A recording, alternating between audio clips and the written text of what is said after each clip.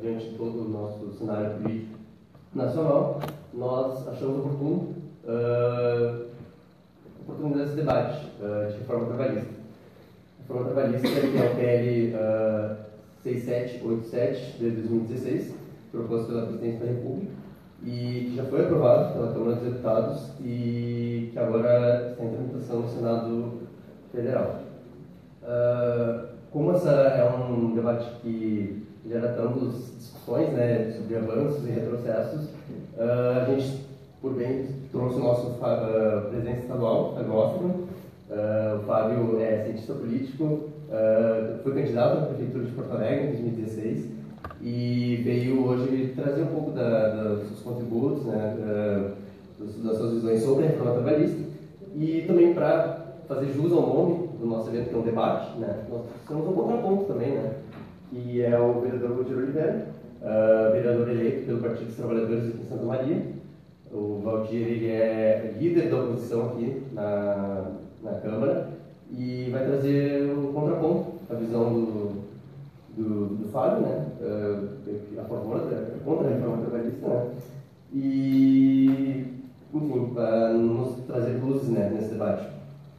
O formato do debate vai ser 20 minutos para cada debatedor e começa com o Fábio, depois o Valdir vai fazer os pontos dele. E para quem quiser fazer perguntas, nós pedimos que, conforme for surgindo as dúvidas de vocês anotem em papel, nós temos papel e caneta ali atrás, e repassem para um dos organizadores que ao final eles vão me repassar e nós vamos aí ler a pergunta dos debatedores responderem.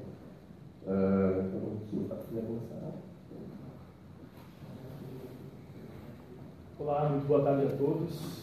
Obrigado, Thiago, pela moderação. Já antecipadamente aí pela disponibilidade, obrigado a todos pela presença.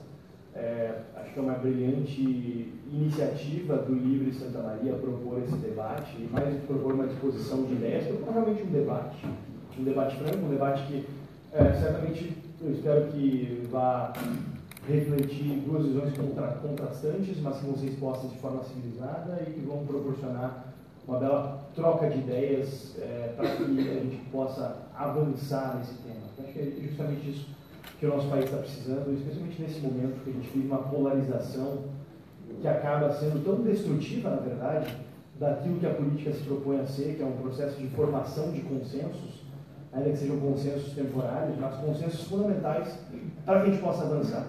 E não tem coisa que o país mais precise nesse momento do que avanços.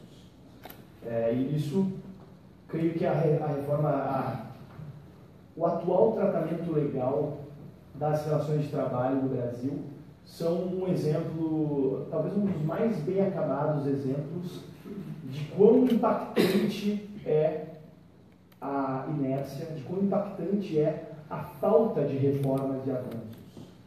No Brasil, hoje, as relações trabalhistas são reguladas, além de súmulas e além de acordos sindicais, por uma consolidação de leis trabalhistas da década de 40, que foi inspirada em um modelo de regulação de relações de trabalho e de relações sindicais de um Estado fascista, que é o Estado da Itália, comandada por Mussolini, um Estado que a gente sabe muito bem quais foram os seus resultados e onde foi parar. E o Brasil também, em um período de exceção, durante o período do Estado Novo, optou por pegar essa consolidação trabalhista e usá-la como uma espécie de... como um instrumento para acalmar os ânimos dos sindicatos, então, nascentes, lá fora, e utilizou isso como uma maneira de oferecer aos trabalhadores brasileiros ao menos uma sensação de proteção frente àquele período que o Brasil vivia de a primeira revolução industrial tardia brasileira, ali na década de 40, escorada no processo de substituição de importações proporcionado pela Segunda Guerra Mundial.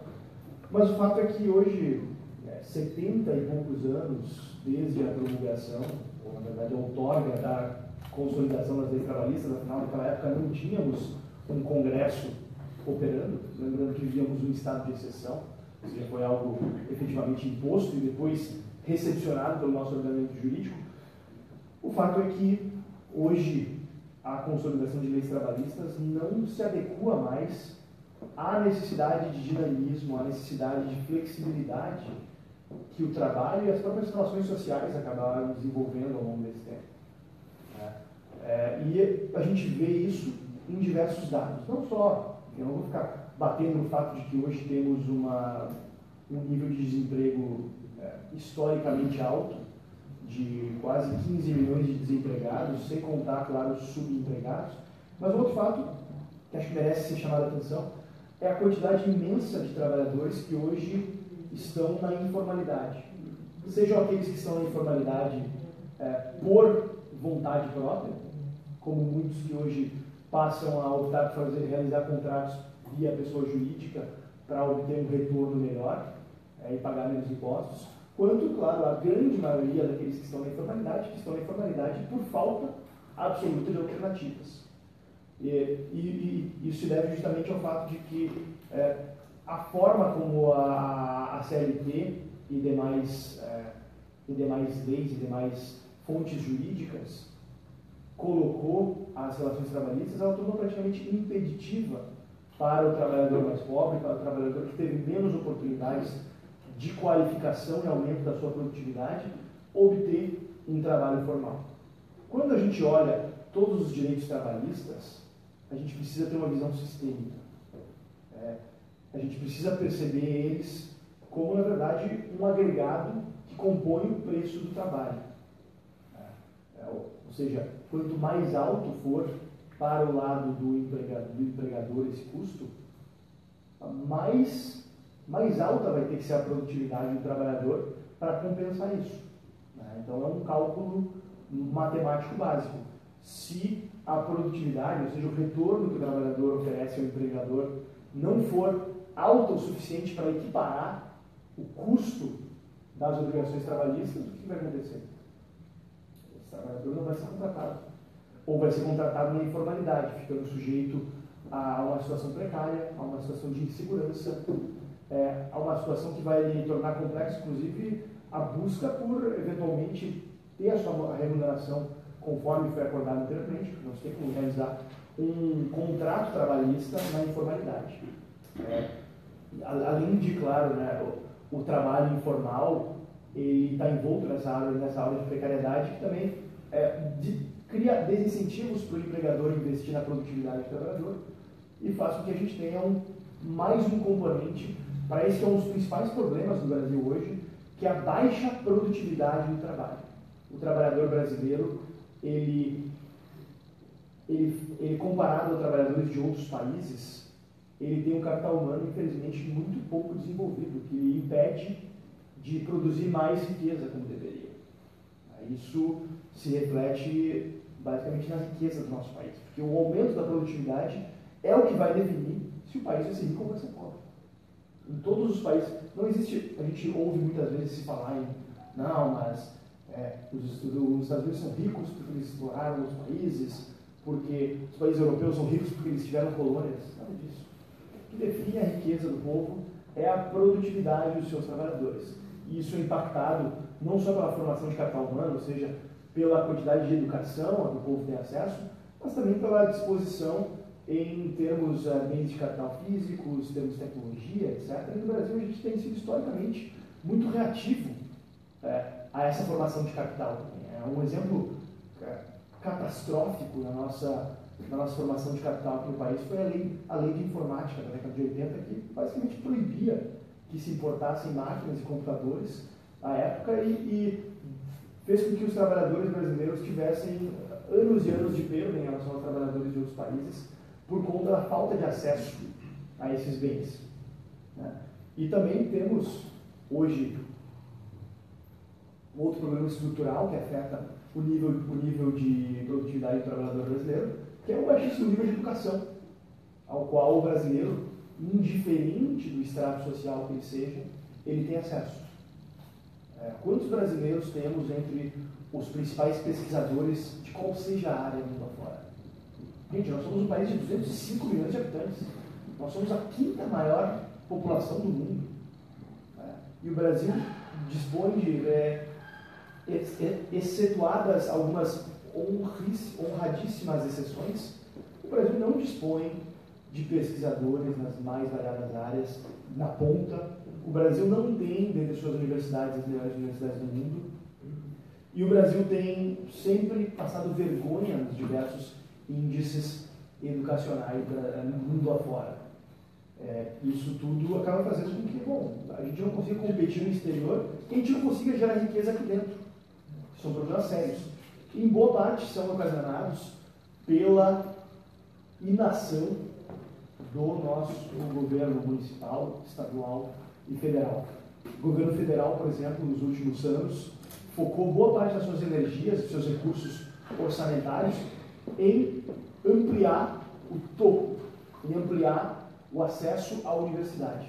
Parece algo bem intencionado, mas, obviamente, todo gasto governamental é feito às custas de um outro gasto alternativo, ou mesmo, enfim, no limite de dinheiro que foi retirado do bolso dos pagadores de impostos. Aí no Brasil se tem seguido essa tática, na minha opinião, absolutamente equivocada, de se focar uma quantidade desproporcional dos recursos no ensino superior e negligenciar o ensino básico. E por conta disso nós temos hoje uma população que cerca de 25% a 40%, dependendo do índice, é analfabeta funcional, ou seja, sabe ler e escrever seu nome, sabe escrever frases curtas, mas não consegue decifrar o significado de um parágrafo. Imagina o impacto que tem na produtividade de uma pessoa ela não saber ler, por exemplo, um manual de instruções de uma máquina. Ou ela não conseguir também, enfim, entender um idioma estrangeiro, algo tão fundamental nos dias de hoje, que praticamente no Brasil a gente é um país de monoglotas convictos, né? E são problemas sérios. E, por outro lado, diversas soluções são levantadas para resolver esses problemas, né? Uma delas é justamente encarecer o trabalho, encarecer o custo de contratação e tornar mais rígido ainda o custo de contratação, prejudicando aqueles que são novos entrantes no mercado de trabalho, aqueles que tiveram acesso a uma educação precária, aqueles que são mais jovens, e acabando com suas possibilidades de empregabilidade, com suas possibilidades de adquirir experiência e aumentar seu capital humano e sua produtividade. O pessoal mais velho deve perceber que antigamente existia uma profissão nos cinemas chamada lanterninha, que era geralmente para alguém muito jovem, de via de regra baixa qualificação, e que fazia um trabalho relativamente simples, né, de manter em ordem ali e tal, orientar as pessoas a caminho do cinema, etc. Isso é um trabalho sem grandes requisitos de qualificação, mas que para uma pessoa que vem de uma comunidade carente, que não teve acesso a uma educação decente, pode ser um diferencial, podia ser e era um diferencial para muita gente. Exemplo similar, vários jovens carentes, enfim, em Porto Alegre, que trabalhavam no country club como caddies dos jogadores de golfe, ou seja, aqueles carregavam taco e tal. Algumas pessoas olhariam aquilo e pensariam, nossa, que profissão degradante. Mas para aqueles jovens, essa profissão que está praticamente em extinção devido a problemas trabalhistas, era, na verdade, uma oportunidade única de se ter contato com uma nova realidade, de ter uma responsabilidade de se apresentar no área de trabalho, de ter a responsabilidade de estar lá com roupas limpas, muitas vezes a única roupa, mas que também dava um acréscimo de dignidade, talvez uma oportunidade única para esses jovens. Um caso similar, os empacotadores de supermercado. Eu estou falando aqui de trabalhos sempre que são de primeira entrância no mercado de trabalho e que costumam ser menosprezados com muita frequência, mas que tinham um impacto fundamental em possibilitar que as pessoas se inserissem no mercado formal de trabalho, mostrassem seu valor e que estão em vias de extinção, se não por completo extintas. Então, eu acho que a grande questão aqui, ademais dos pormenores da reforma trabalhista, que a gente pode discutir melhor nas perguntas, a grande questão aqui é qual a visão a gente quer ter para as relações de trabalho no Brasil. A gente quer que 5 centenas de cidadãos, com todo respeito, mas desconectados da realidade econômica e social do Brasil, definam em que termos vão se dar os acordos trabalhistas em que termos vão ser reguladas as relações trabalhistas, ou a gente vai possibilitar que as pessoas tenham mais liberdade para firmar contratos de acordo com aquilo que for melhor para elas. Claro, se alega que, na verdade, isso seria uma porta de entrada para a exploração do trabalhador, porque o empregador vai sempre buscar exprimir mais e vai sempre buscar restringir mais os direitos trabalhistas, etc. Eu acho que isso é um grande equívoco. Assim como existe, obviamente, uma competição dos trabalhadores pelas melhores vagas de trabalho, o que faz com que o nível salarial seja jogado para baixo, existe também uma outra força, que é a competição dos empregadores pelos melhores trabalhadores. E é por isso, por exemplo, que a maioria dos trabalhadores brasileiros não recebe somente o salário mínimo, recebe mais. A média salarial brasileira hoje chega a quase R$2.000 por mês. Se o salário mínimo fosse o único balizador da remuneração do trabalhador, a gente poderia verificar na prática que daí, enfim, toda a população assalariada ganharia estritamente o salário mínimo, porque afinal esse seria o único incentivo para o empregador pagar uma remuneração digna. Mas obviamente isso não é a realidade. O que define o nível salarial não é o salário mínimo. O que define o nível salarial não são as regulações trabalhistas. O que define o nível salarial, volto a dizer, é a produtividade do trabalhador e, claro, a disponibilidade de recursos. Tinha um partido muito folclórico que costumava lançar candidatos à presidência defendendo um salário mínimo constitucional de R$5.000, se não me engano, que seria o suficiente para arcar com todos os direitos estabelecidos na Constituição, no salário. Tem um artigo na Constituição, não lembro exatamente qual o artigo, que diz que o salário deve atender às necessidades de lazer, educação, moradia, saúde, etc. Enfim. E daí, esse partido folclórico já é uma ilusão de um número que atenderia a todas as necessidades. Aí defendia que o salário mínimo fosse na casa de R$5.000. Pode parecer uma ideia muito bem intencionada, mas quando a gente aborda políticas públicas, a gente não pode se focar somente nas intenções. A gente precisa se focar, mais importante, nas consequências dos atos. E um ato como esse teria a consequência óbvia de o quê? De desempregar mais da metade da população brasileira e jogar na informalidade muita gente que hoje estaria trabalhando formalmente e estaria tendo acréscimo de produtividade, estaria ganhando experiência, estaria tendo a possibilidade de contribuir com a geração de riqueza. Por fim, mais uns 6 minutos. 6 minutos.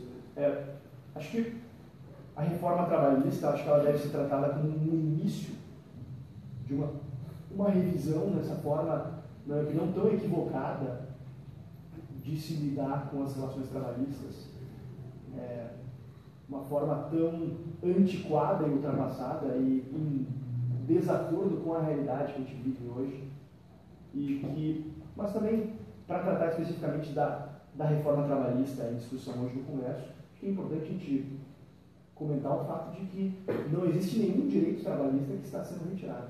O que se está fazendo é se dar maior autonomia às negociações sindicais, o que se está fazendo é dar maior autonomia ao trabalhador para buscar formas que se adequem mais à própria realidade do trabalhador urbano, que é hoje a imensa maioria dos trabalhadores brasileiros. Lá em 1944, 43, quando se implementou a CLT, o Brasil era um país eminentemente agrário. Santa Maria devia ter o quê? 30 mil habitantes naquela época. Porto Alegre tinha 80 mil habitantes, 100 mil habitantes. O Brasil era um país majoritariamente agrário. Hoje o Brasil é um país com mais de 80% da população vivendo nas cidades. Ou seja, vivendo em locais onde a vida não funciona das 8 às 6, somente. Vivendo em locais onde pega celular, e o celular também foi uma ferramenta que aumenta e muito a nossa produtividade hoje, e a gente pode citar vários exemplos das mais variadas profissões. Imagine você, sei lá, um personal trainer, um motorista.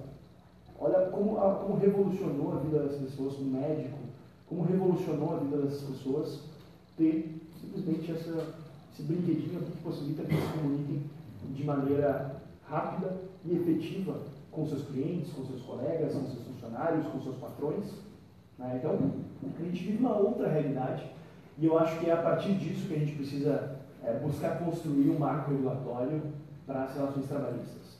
A CLT hoje ela é um dos grandes freios ao desenvolvimento do Brasil, um dos grandes freios ao aumento de produtividade, um dos grandes freios à diminuição do desemprego, e eu acho que ela precisa ser abordada de forma séria, de forma qualificada, num debate franco, um debate que não se permita ser dominado por chavões, do tipo, nenhum direito a mais, como se isso fosse verdade, como se existisse algum direito sendo abolido, algum direito sendo restringido nesse momento, mas sim um debate que vise a buscar e também